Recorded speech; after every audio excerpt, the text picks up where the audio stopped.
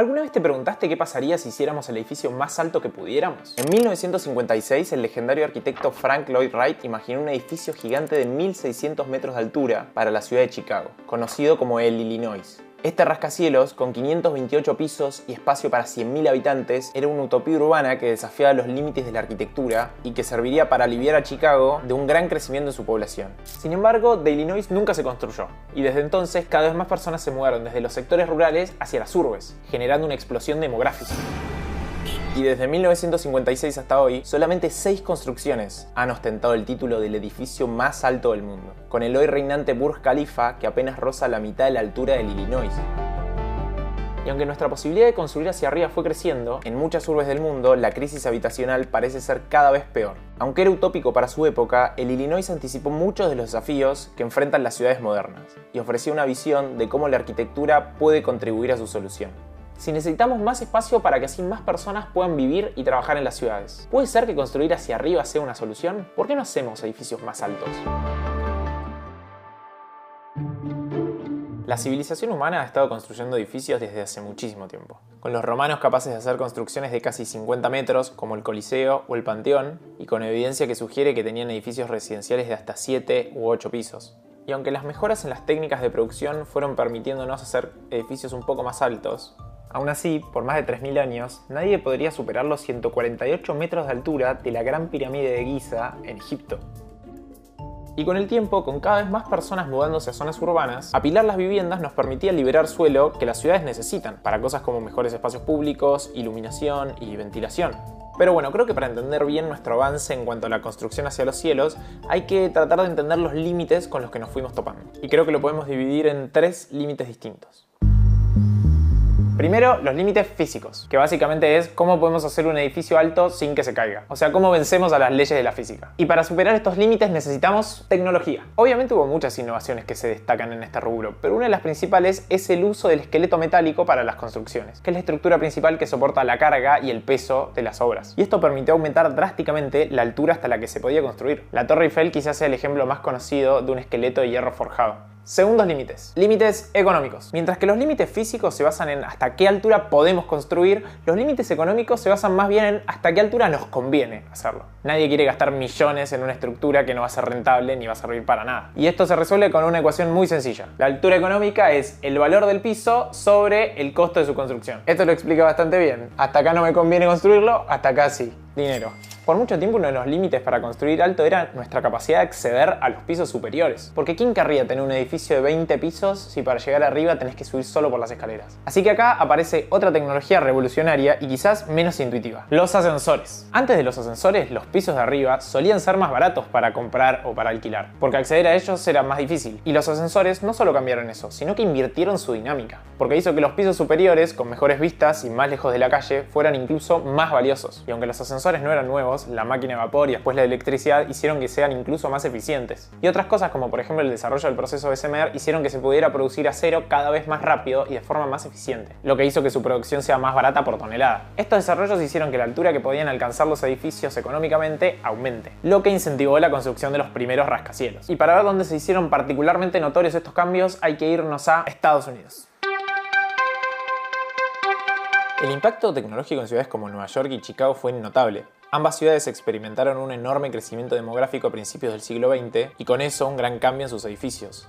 El auge del movimiento higienista, que promovía la arquitectura centrada en la salud y el bienestar de los habitantes, promovía el desarrollo en altura, para evitar cosas como el hacinamiento mientras se optimizaba el uso del espacio. Se considera como el primer rascacielos al Home Insurance Building de Chicago, construido en 1885, que tenía una estructura de acero y 10 pisos, llegando a unos 42 metros de altura. Y obviamente también tenía ascensores. A partir de ese punto se crea la Escuela de Chicago. Él es Alejandro, más conocido en redes como Bauhasaurus. Y él es arquitecto y divulgador y charló un rato conmigo sobre estos temas. Que es una serie de arquitectos que van a tratar de reproducir la tipología de planta baja más 10, en donde adentro funcionaban u oficinas o viviendas. Después hay como hacia el mundo una exportación de ese modelo urbano.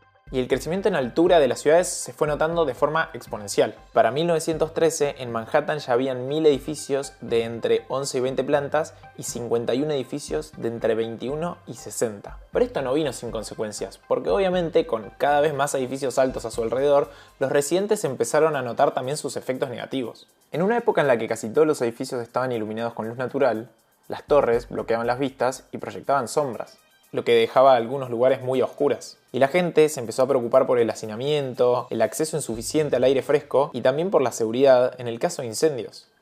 Entonces acá es cuando aparecen nuestros terceros límites. Los límites legales, que son los que nos imponemos nosotros a través de leyes y regulaciones. Que no son malos, ¿eh? Con su imparable crecimiento, en 1916 Nueva York aprobó un código de zonificación que ponía ciertos límites a las alturas de los edificios. Si bien la ley de zonificación no limitaba directamente la altura de los edificios, la limitaba según otras cosas. Y esas leyes también nos obligaron a repensar la forma de construir los rascacielos. Pero eso te lo voy a mostrar construyendo.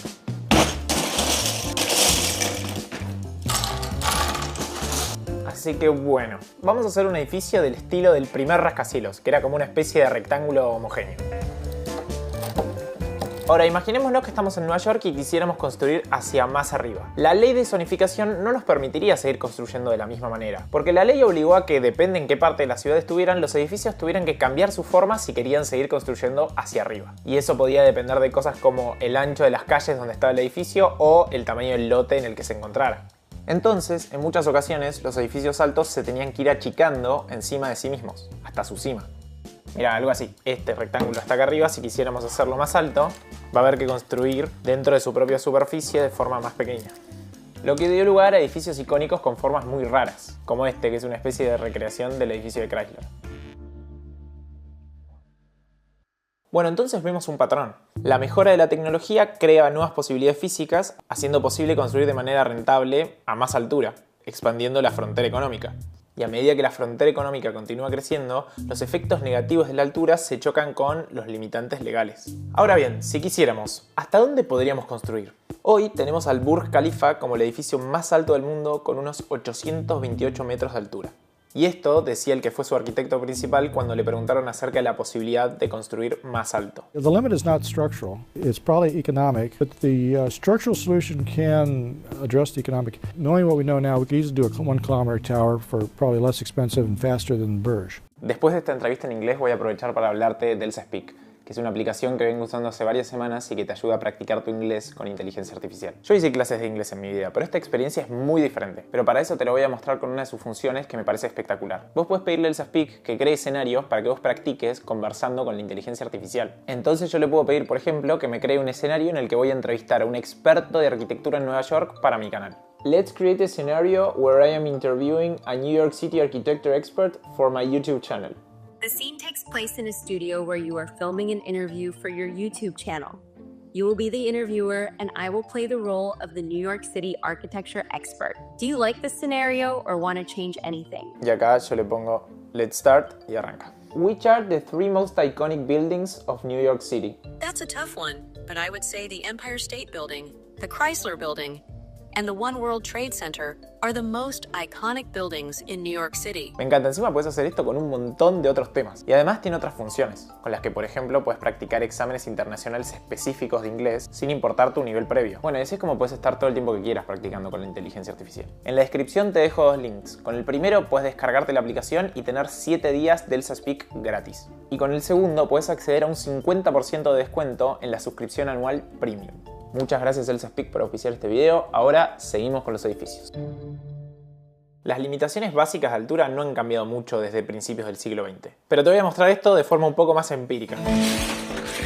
El mayor desafío no es tanto la gravedad, porque la gravedad es una fuerza constante y se puede aumentar la capacidad de carga vertical de un edificio usando materiales más resistentes. Pero así como los ves gigantes y pesados, estos edificios no son completamente rígidos, sino se partirían. Y algunos de los enemigos principales de los rascacielos son los movimientos terrestres y los vientos, que son fuerzas más difíciles de controlar. Y para ver cómo afectan, por ejemplo, los vientos, vamos a hacer otro experimento. Y para eso vamos a necesitar un secador de pelo. A ver si esto funciona. Funciona. Como dijimos antes, vimos que los edificios no son solo rectángulos o cuadrados que van hacia los cielos, sino que pueden tener formas distintas. Y hay algunas formas que tienen que no son solo por las leyes de zonificación, porque hay algunas formas muy extrañas que algunos rascacielos adoptan justamente para luchar contra los vientos. Como por ejemplo, mirá esta en Taiwán o esta en China. que tiene un agujero en el medio. Y este tipo de diseño hacen que los edificios no se balanceen tanto y que no se quiebren. Y para mostrarte cómo funciona, te voy a recrear uno de esos ejemplos. Para eso hice dos estructuras. Una que es un bloque sólido de 8 pisos y la otra un bloque de 8 pisos pero con un agujero en el medio. Y vamos a hacer la prueba tirándole los vientos. Catástrofe. Y ahora vamos a probar con el otro método. Magia, ¿no? Obviamente estos ejemplos son muy sencillos y hay muchísimas más variables, pero creo que prueban un punto. También obviamente son muy importantes los cimientos de los edificios, las estructuras que los soportan desde abajo. Pero bueno, eso es algo mucho más difícil de mostrar con... ¿Qué pasó? ¿No puedo decir la marca? Bueno, si para la próxima me quiero auspiciar, quizás pueda decirla. Entonces, de nuevo, la capacidad la tenemos, las limitaciones vuelven a ser económicas. En un edificio alto se necesitan construir sistemas mecánicos y de plomería más complejos, por cosas como la necesidad de tener mayor presión de agua. Se requieren sistemas de resistencia y cimientos más grandes y costosos. Y mientras el edificio está en construcción, lleva más tiempo trasladar a los trabajadores y a los materiales a pisos superiores, además del gasto energético necesario para mantener esos edificios a tanta altura. Todo esto se combina para hacer que la construcción sea cada vez más cara a medida que el edificio se hace más alto. Y no siempre el valor de lo construido logra igualar al costo. Entonces, la altura máxima a la que se puede construir un edificio suele tener que ver con el retorno de inversión. Y el punto máximo de retorno varía según la ciudad, el tipo de construcción y la ubicación del edificio. Cuando se piensa un proyecto, los profesionales del sector inmobiliario tratan de determinar la altura económica ideal. Y estas cosas nos obligan a repensar los motivos por los que hacemos los rascacielos. Si hacíamos la pregunta de qué es un rascacielos antes del siglo XXI, la respuesta probablemente hubiera sido estructuras construidas en Norteamérica, en centros financieros, con el fin de ser oficinas. Pero el nuevo siglo trajo nuevos protagonistas en este mundo. Traigamos de nuevo, por ejemplo, al Burj Khalifa, con sus impresionantes 800 metros de alto. Tiene claramente un pivot en otra cosa a nivel cultural y social. No tiene nada que ver con el nacimiento de las ciudades del siglo XX. Entonces ya estamos hablando de el rascacielos como una tipología arquitectónica que tiene más que ver con la especulación urbana que con resolver una problemática real. El Burj Khalifa tiene un hotel, oficinas y casi 1000 departamentos adentro. Pero así todo, el 29% del edificio es inutilizable. Y está hecho solo para que sea más alto. A estos metros que no se pueden usar se los conoce como altura de vanidad. Y esta altura de vanidad pasa en muchos otros edificios, como el World Trade Center, el Taipei 101 o las Torres Petronas. Y el que está en proceso de ser el próximo edificio más alto del mundo, la Torre Jeddah de Arabia Saudita, que va a medir 1000 metros, se estima que va a tener un 37% sin utilizar.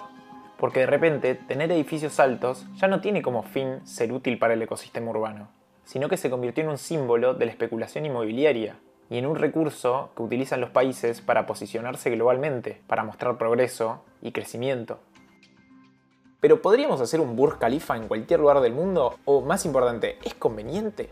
Otro problema es pensar a los rascacielos como una unidad única, alienada del resto de la ciudad que lo rodea. Porque las ciudades no dejan de ser un tejido urbano cuya habitabilidad depende de un montón de factores. En Europa, por ejemplo, en general son bastante reacios a la construcción en altura. Ciudades como París, Roma y Viena han tenido durante mucho tiempo límites de altura de construcción estrictos para mantener el carácter de sus ciudades. A mediados de los 50 y los 60 se intentó hacer vivienda de alta densidad occidental y la verdad es que hubo una tasa de falla muy alta. Pero no es necesario hacer edificios de 1000 metros para que las ciudades se vean beneficiadas. Las ventajas potenciales de aumentar la altura de los edificios son importantes, porque los beneficios de la aglomeración urbana son notables y es algo muy estudiado en casi todas las ciudades del mundo. Yo creo que es una tipología muy viable. Tenés que empezar a pensar más allá de la tipología. Es más como una cuestión de qué necesita cada zona. Las restricciones pueden salvar a las ciudades de desastres urbanos, pero también pueden restringir su crecimiento económico. De vuelta, esto no quiere decir que todos los edificios tienen que ser altísimos, pero sí que elevar la altura, analizando correctamente el contexto, suele jugar a favor. Y sobre todo en lugares que luchan contra su propia geografía, en un espacio reducido, como en Tokio o en Hong Kong. La construcción en altura es un claro reflejo de nuestra ambición humana, de crecer, de expandirnos. Y en ese avance nos fuimos encontrando siempre con límites distintos, que poco a poco fuimos superando. Pero en ese proceso, también nuestras motivaciones cambiaron, con edificios que dejaron de ser una forma de optimizar la vida urbana para convertirse en un objeto de especulación y en un ejemplo de vanidad para demostrar el poderío de las naciones. y es probable que el futuro traiga consigo nuevas tecnologías o materiales que nos permitan romper cada vez más barreras y de formas inimaginables. Centrarse en hacer edificios altos por sí solos no debería ser la prioridad, sino que es importante seguir replanteando nuestro enfoque para hacer ciudades más humanas y sostenibles, con la altura como un recurso más para lograrlo. Así que hasta dónde llegaremos es incierto, pero hay algo que es seguro: el cielo ya no es el límite, porque los límites los marcamos nosotros. Muchas gracias por llegar al final de este video. Como siempre, me encantó hacerlo. Sé que es un poco distinto a lo que venía haciendo antes, en donde iba a ciudades y contaba su historia, pero también me gusta hacer videos que sean un poco más generales y en los que me ayuden a pensar el mundo de una manera distinta y también para pensar en lo que se viene en el futuro. Así que bueno, si se te ocurre algún tema parecido a los de este estilo para explorar, me lo puedes dejar en los comentarios. Y si es tu primera vez viendo uno de mis videos, me sirve mucho que te suscribas a mi canal o me dejes un like en este video. Y si no, hasta acá llegamos. Muchas gracias por mirar y nos vemos en el próximo.